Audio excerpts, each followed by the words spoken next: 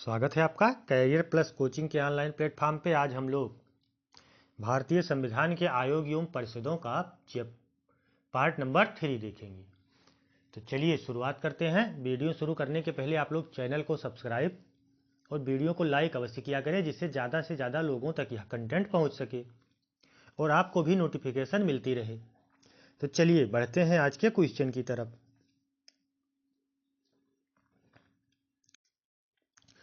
कह दो या अधिक राज्यों के लिए एक संयुक्त राज्य लोक सेवा आयोग की स्थापना की जा सकती है यदि संबंधित राज्य इस संबंध में करार करते हैं। संसद विधि द्वारा संयुक्त राज्य लोक सेवा आयोग नियुक्त करता है, ए तथा बी दोनों। तो देखिए, यदि करार करते हैं तो भी, और संसद यदि विधि द्वारा मतलब कानून बना दे तो भी। तो विकल्प कौन सा सही हो जाएगा? ए एवं बी दोनों। चलिए बढ़ते हैं अगले क्वेश्चन की तरफ। दो या अधिक राज्यों के लिए एक संयुक्त राज्य लोक सेवा आयोग के अध्यक्ष तथा सदस्य की नियुक्ति कौन करता है? प्रधानमंत्री, राष्ट्रपति, केंद्रीय गृह मंत्री, आपसी सहमति से संबंधित राज्यों के राज्यपाल। तो राज्यपाल नहीं नियुक्त करते हैं, कौन नियुक्ति करता है इनका? राष्ट्रपति। विकल्प कौन सा सही हो जाएगा? बी विकल्प।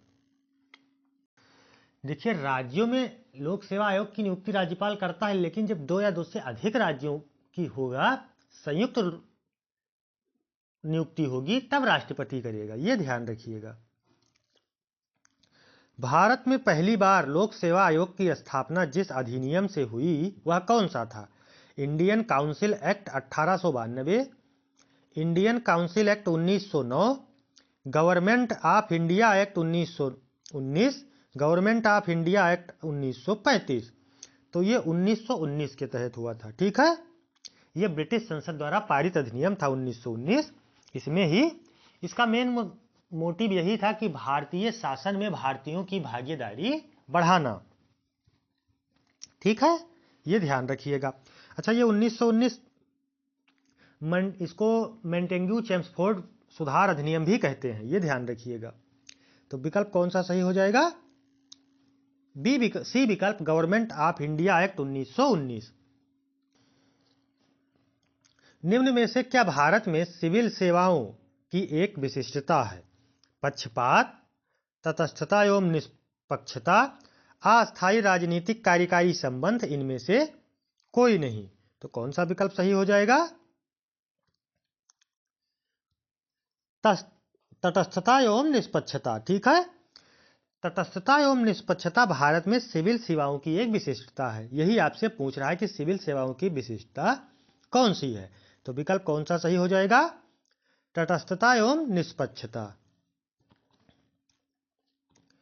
निम्न में से किस संवैधानिक पदाधिकारी को उनके पद से पदच्युत करने के लिए महाभियोग की प्रक्रिया का पालन आवश्यक नहीं है? राष्ट्रपति, उपराष्ट्रपति, संघ लोक सेवा आयोग का अध्यक्ष, सर्वोच्च न्यायालय का न्यायाधीश। तो सर्वोच्च न्यायालय आपको पढ़ा चुके हैं, इनको हटाने के लिए महाभियोग जैसी प्रक्रिया से गुजरना पड़ता है, राष्ट्रपति को भी, उपराष्ट्रपति को भी। तो विकल्प कौन सा सही हो जाएगा? संघ लोक सेवा आयोग का अध्यक्ष। भारतीय संविधान में सिविल सेवाओं की कौन सी 3 श्रेणियों का प्रावधान किया गया है? प्रशासनिक, पुलिस और राजस्व सेवाएं, प्रशासनिक, रेलवे और पुलिस सेवाएं, प्रशासनिक, पुलिस और विदेश सेवाएं, अखिल भारतीय केंद्र एवं राज्य सेवाएं। तो देखिए, अखिल भारतीय केंद्र एवं राज्य सेवाएं सम्मिलित की गई हैं। ठीक है, यानी विकल्प डी सही हो जाएगा। अच्छा, इसमें कौन कौन से है ये ध्यान रखिएगा। अखिल भारतीय केंद्र एवं राज्य सेवाओं में पुलिस है, यानी आईएएस, आईएफएस और आईपीएस। ठीक है, आईपीएस पुलिस हो गया, आईएएस भारतीय प्रशासनिक सेवा और आईएफएस भारतीय वन सेवा। संयुक्त राज्य लोक सेवा आयोग के अध्यक्ष तथा सदस्यों की पदावधि कितनी होती है? 6 वर्ष या 62 वर्ष, 6 वर्ष या 65 वर्ष, 5 वर्ष या 62 वर्ष, 5 वर्ष या 65 वर्ष। तो देखिए, केंद्र में तो 6 वर्ष या 65 वर्ष होती है, लेकिन राज्यों में 6 वर्ष या 62 वर्ष। तो विकल्प कौन सा सही हो जाएगा? सी विकल्प, 6 वर्ष या 62 वर्ष। संयुक्त राज्य लोक सेवा आयोग के अध्यक्ष तथा सदस्य अपना त्यागपत्र किसे सौंपते हैं? राष्ट्रपति, उपराष्ट्रपति, राज्यों के राज्यपाल, प्रधानमंत्री। तो किसको सौंपते हैं? ये राष्ट्रपति को, यानी विकल्प ए सही हो जाएगा। अब एक क्वेश्चन अभी पहले इसके पीछे आया था कि 2 या 2 से अधिक राज्यों के संयुक्त राज्य लोक सेवा आयोग के अध्यक्ष की नियुक्ति कौन करेगा? राष्ट्रपति ही करेगा। ठीक है, ये ध्यान रखिएगा। संविधान के अनुसार लोक सेवा आयोग के कृत्य सरकार के लिए सलाहकारी हैं, आबद्धकारी हैं, उपयुक्त में से कोई नहीं। तो देखिए, संवैधानिक पद है राज्य लोक सेवा आयोग जो है, और संघ लोक सेवा आयोग ये संवैधानिक पद है, तो ये सरकार के लिए सलाहकारी है। ठीक है, विकल्प कौन सा सही हो जाएगा? ए विकल्प, सलाहकारी। राज्य लोक सेवा आयोग के सदस्यों की नियुक्ति किसके द्वारा की जाती है? राष्ट्रपति, राज्यपाल, अध्यक्ष संघ लोक सेवा आयोग, अध्यक्ष राज्य लोक सेवा आयोग। तो कौन विकल्प सही हो जाएगा इसमें? ये राज्यपाल के द्वारा की जाती है। ठीक है, राज्यपाल के द्वारा अध्यक्ष की भी नियुक्ति की जाती है, लेकिन जब संयुक्त राज्यों के एक लोक सेवा आयोग के अध्यक्ष की नियुक्ति करने की बात आएगी तब वो राष्ट्रपति करेगा। इसलिए विकल्प कौन सा सही हो जाएगा? बी विकल्प। राज्य लोक सेवा आयोग के अध्यक्ष की नियुक्ति कौन करता है? तो राज्य लोक सेवा आयोग के अध्यक्ष की नियुक्ति राज्यपाल करता है। ठीक है, यह ध्यान रखिएगा। इनकी आयु कितनी होती है? 6 वर्ष या 62 वर्ष, जो भी पहले पूर्ण हो। राज्य लोक सेवा आयोग के अध्यक्ष तथा सदस्य अपना त्यागपत्र किसे देते हैं? राष्ट्रपति, राज्यपाल, भारत के मुख्य न्यायाधीश, मुख्यमंत्री। तो ये भारत के राज्यपाल को अपना त्यागपत्र देंगे, और हटा इनको कौन सकता है? राष्ट्रपति हटा सकता है। संविधान के किस संशोधन द्वारा राज्य लोक सेवा आयोग के अध्यक्ष तथा सदस्य की आयु सीमा 60 वर्ष से बढ़ाकर 62 वर्ष कर दी गई? 39वें संविधान संशोधन द्वारा, 41वें संविधान संशोधन द्वारा, 42वें संविधान संशोधन द्वारा, 44वें संविधान संशोधन द्वारा। तो ये 41वें संविधान संशोधन द्वारा इनकी बढ़ा के आयु सीमा 60 वर्ष से 62 वर्ष कर दी गई। राज्य लोक सेवा आयोग के अध्यक्ष तथा सदस्य की पदावधि कितनी होती है? 6 वर्ष या 62 वर्ष, 6 वर्ष या 65 वर्ष, 5 वर्ष या 65 वर्ष, 6 वर्ष या 60 वर्ष। तो ये क्वेश्चन आ चुका है 6 वर्ष या 62 वर्ष, जो भी पहले पूर्ण हो। ठीक है, चलिए बढ़ते हैं अगले क्वेश्चन की तरफ। राज्य लोक सेवा आयोग के अध्यक्ष तथा सदस्यों को साबित कदाचार तथा असमर्थता के आधार पर कौन पदच्युत कर सकता है, यानी कौन पदमुक्त कर सकता है? तो राष्ट्रपति, ये बताए हैं आपको। हटा कौन सकता है? राष्ट्रपति। और नियुक्ति कौन करता है इनकी? राज्यपाल। ये ध्यान रखिएगा, दोनों अलग अलग चीजें हैं। द्वितीय प्रशासनिक सुधार आयोग 2005 किससे संबंधित था? उत्तम शासन के लिए संस्थानिक व्यवस्था में सुधार, भारतीय दंड संहिता और आपराधिक न्याय प्रणाली में सुधार, सार्वजनिक जीवन में भ्रष्टाचार को कम करने के लिए लोकपाल तंत्र का सृजन करना, शहरी शासन और प्रबंधन के लिए नए उपाय निकालना।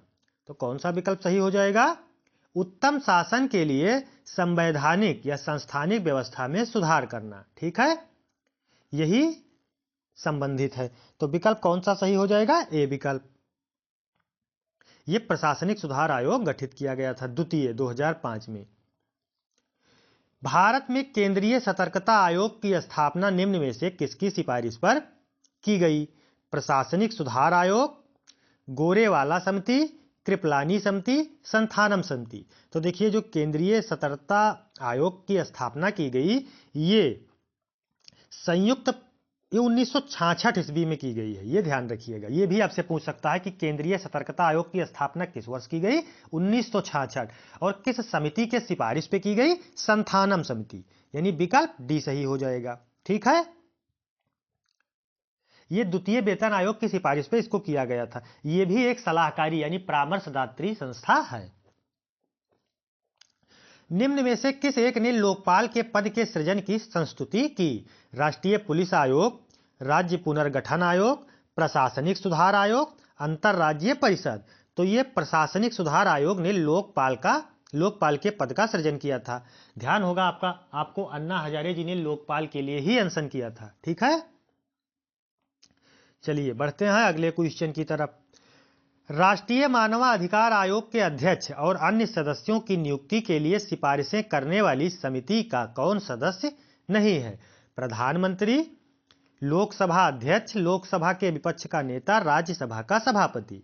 तो देखिए, मानवाधिकार आयोग की नियुक्ति में राज्यसभा का सभापति यानी उपराष्ट्रपति की बात कर रहा है, ये सदस्य नहीं होते हैं। ठीक है, बाकी सब सदस्य होते हैं। प्रधानमंत्री भी होता है, लोकसभा का अध्यक्ष भी होता है, लोकसभा के विपक्ष का नेता भी होता है। राज्य वित्त आयोग एक है विधायी संस्था, असंवैधिक संस्था, संवैधानिक संस्था, उपयुक्त में से कोई नहीं। तो ये कौन सी संस्था हो जाएगी? ये एक संवैधानिक संस्था है। ठीक है, राज्य पुनर्गठन आयोग राज्य वित्त आयोग जो है ये एक संवैधानिक संस्था है। अच्छा, राज्य वित्त आयोग है तो संवैधानिक संस्था, ये किस अनुच्छेद में है? 280। ठीक है, 280 के 3 में। जब राज्य वित्त आयोग पंचायतों के धन के लिए केंद्र वित्त आयोग यानी संघ के वित्त आयोग को सिफारिश करता है, तब वहां से वो व्यवस्था करता है, मतलब ग्राम पंचायतों के लिए संचित निधि से धन उपलब्ध कराता है। ये ध्यान रखिएगा।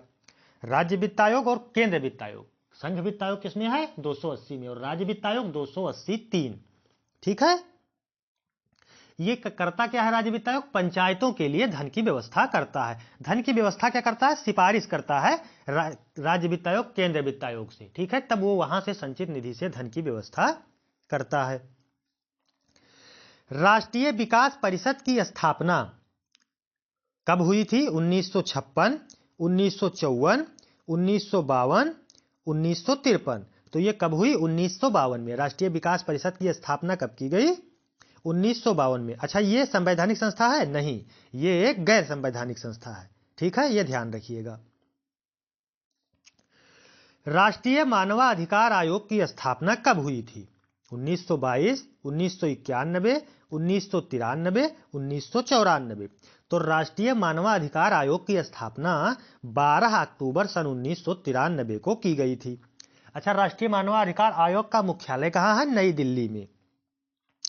इसके प्रथम अध्यक्ष, आपसे ये भी पूछता है, राष्ट्रीय मानवाधिकार आयोग के प्रथम अध्यक्ष, तो ये न्यायमूर्ति रंगनाथ मिश्रा जी थे। ठीक है, और एच.एल. दत्तू थे पहले, अब इस समय देखना पड़ेगा कौन है, लेकिन इससे पहले एच.एल. दत्तू थे। और पहला अध्यक्ष कौन था? रंगनाथ मिश्रा। चलिए बढ़ते हैं अगले क्वेश्चन की तरफ। राष्ट्रीय एकता परिषद का गठन कब किया गया? 1965, 1959, 1961, 1958। तो राष्ट्रीय एकता परिषद का गठन 1961 में किया गया, यानी विकल्प कौन सा सही हो जाएगा? सी विकल्प। ठीक है, अच्छा, 1986 में एक बार फिर इसे पुनर्गठित भी किया गया है। तो ये भी आपसे पूछता है कि राष्ट्रीय एकता परिषद का गठन 1961 में किया गया और इसको पुनर्गठित कब किया गया? तो 1986 में। ठीक है, और 2005 में, दो बार इसको पुनर्गठित किया गया है, एक बार 1986 में और एक बार 2005 में। ये एक मतलब गैर संवैधानिक संस्था है राष्ट्रीय एकता परिषद। सबसे प्राचीन काल से आरंभ करते हुए आयोगों के गठन का सही अनुक्रम निम्न में से कौन सा है? मतलब ये कह रहा है कि सबसे पहले किस आयोग का गठन किया गया? वित्त आयोग, योजना आयोग, निवेश आयोग, निर्वाचन आयोग। तो देखिए, अशोक चंद्रा जी के अनुसार सबसे पहले निर्वाचन आयोग, फिर योजना आयोग, फिर वित्त आयोग, फिर निवेश आयोग। तो विकल्प कौन सा सही हो जाएगा? बी विकल्प, सबसे पहले निर्वाचन आयोग, फिर योजना। अच्छा, योजना आयोग का नाम बदल के ही अब नीति आयोग कर दिया गया है। योजना आयोग समाप्त कर दिया गया, अब उसके स्थान पे नीति आयोग आ गया। ठीक है, और आर्थिक योजना आयोग को आर्थिक मंत्री परिषद किसने कहा? यह क्वेश्चन मैंने आपको पढ़ाया है, अशोक चंद्रा जी ने। ठीक है, तो सबसे पहले किस आयोग का गठन किया गया? निर्वाचन आयोग का, फिर योजना आयोग का, फिर वित्त आयोग का, फिर निवेश आयोग का। भारत में सबसे पहला परसीमन आयोग किस वर्ष गठित किया गया? 1949, 1950, 1951, 1952। तो सबसे पहले परसीमन आयोग का गठन 1952 में किया गया। परसीमन मतलब ये लोकसभा के क्षेत्र या विधानसभा के क्षेत्रों का सीमा निर्धारण करता है, ठीक है, इसी को परसीमन आयोग कहते हैं। 10 मतलब जनगणना के बाद इसको किया जाना चाहिए, लेकिन अभी तक नहीं किया गया। तो विकल्प कौन सा सही हो जाएगा? 1952। 51 क्यों लगा दिया? 1952, पहला परसीमन आयोग 1952 में गठित किया गया, ठीक है। बढ़ते हैं अगले क्वेश्चन की तरफ। भारतीय संविधान का कौन सा अनुच्छेद केंद्रीय सतर्कता आयोग का वर्णन करता है? अनुच्छेद 280, 268, अनुच्छेद 276, उपयुक्त में से कोई नहीं। तो देखिए कौन सा करता है? सीबीसी। तो विकल्प कौन सा सही हो जाएगा? उपयुक्त में से कोई नहीं, क्योंकि देखिए ये जो भारतीय सतर्कता आयोग है, केंद्रीय सतर्कता आयोग है, सीबीसी के संस्थानम की सिफारिश पे की गई थी। ये एक संवैधानिक संस्था नहीं है, तो जब संवैधानिक संस्था नहीं है तो संविधान में इसका वर्णन नहीं मिलेगा, इसलिए विकल्प उपयुक्त में से कोई नहीं सही हो जाएगा। ये एक गैर संवैधानिक संस्था है, ये भ्रष्टाचार की जांच करता है, ठीक है। सीबीसी जो है केंद्रीय सतर्कता आयोग, ये भ्रष्टाचार की जांच करता है, लेकिन ये संवैधानिक संस्था नहीं है, इसलिए इसका संविधान में उल्लेख आपको नहीं मिलेगा। केंद्रीय सूचना आयोग का गठन किस वर्ष किया गया? 1964, 1993, 1992, 2005। तो आपने सुना होगा आरटीआई एक्ट 2005, यानी सूचना का अधिकार अधिनियम 2005। तो इसका गठन कब किया गया? 2005 में। इसमें 10 सदस्य होते हैं, एक अध्यक्ष और 9 सदस्य होते हैं। बढ़ते हैं अगले क्वेश्चन की तरफ। केंद्रीय सतर्कता आयोग का गठन किस वर्ष किया गया? 1964, 1992, 1993, 1998। तो कब किया गया इसका गठन? 1964 में। केंद्रीय सतर्कता आयोग का गठन किस वर्ष किया गया? 1964, यानी विकल्प कौन सा सही हो जाएगा? ए विकल्प, ठीक है। किस समिति के सिफारिश पे की गई? के संथानम की समिति पर सिफारिश के संथानम की समिति पर की गई। इसको 1964 में की गई। ये एक गैर संवैधानिक संस्था है, इसका संविधान में उल्लेख नहीं है। ये इसका काम क्या है? ये भ्रष्टाचार निवारक या भ्रष्टाचारों की जांच करता है। राष्ट्रीय महिला आयोग का गठन किस वर्ष किया गया? 1992, 1993, 1995, 2000। तो राष्ट्रीय महिला आयोग के बारे में आपसे पूछ रहा है, तो राष्ट्रीय महिला आयोग का गठन 1992 में किया गया, ठीक है।